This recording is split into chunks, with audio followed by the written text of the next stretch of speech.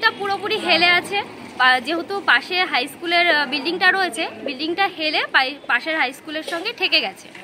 আর ফাটল দেখা যাচ্ছে, চির ধরে গেছে এবং বিল্ডিংয়ের এপার থেকে ওপার দেখাই যাচ্ছে যে বিল্ডিংটা কতটা পরিমাণ ফেটে গেছে। দীর্ঘদিন ধরেই স্কুলটা এরকম সমস্যার মধ্যে রয়েছে, আমার তো ভয় লাগে, রীতিমতো ওরা ভয়ই পাচ্ছে কখন ভেঙে পড়বে। বিপজ্জনকভাবে হেলে পড়েছে স্কুল বিল্ডিং। দেওয়ালের একাধিক জায়গায় ভয়াবহ ফাটল ভয় ধরাচ্ছে ছাত্রছাত্রীদের মনে। তবে এই সমস্যা আজকে নয়, জানা যাচ্ছে গত 7 বছর ধরে এরকম অবস্থাতেই পড়ে রয়েছে নদিয়ার বীরনগর জিএসপি প্রাথমিক বিদ্যালয়ের বিল্ডিংটি। এই ভেঙে পড়ার ভয়ে কখন বিপদ হয় এই ভয়ে পাঠাতাম না আর কি। আপনার বিষয়টা কোথাও জানিয়েছেন? হ্যাঁ, অনেক জায়গায় জানানো হয়েছে, কৃষ্ণনগরেও জানিয়েছি, ডিআই অফিসে। সমস্যার কথা মেনে নিচ্ছেন স্কুলের শিক্ষকরাও।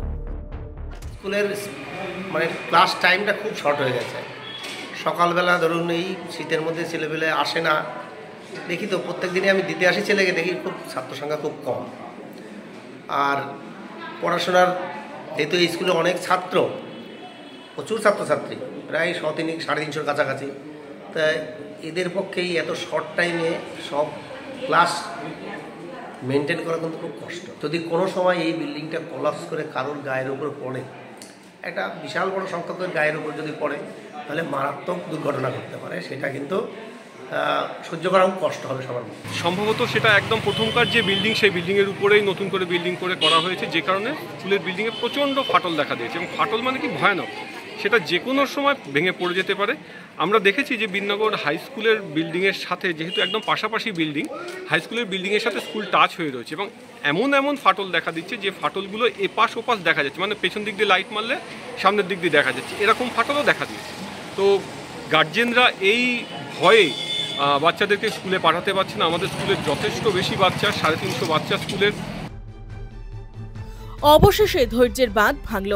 প্রশাসনকে জানিয়েও কোনো সুরাহা হয়নি বলে অভিযোগ ছাত্রছাত্রী ও অভিভাবকদের। বুধবার 12ই নভেম্বর দীর্ঘক্ষণ স্কুলের সামনে পথ অবরোধ করেন ছাত্রছাত্রী ও অভিভাবকরা। প্রশাসনের কাছে দ্রুত ব্যবস্থা নেওয়ার দাবি জানান তারা। এই বিষয় নিয়ে প্রশাসনের তরফে এখনো কোনো প্রতিক্রিয়া মেলেনি।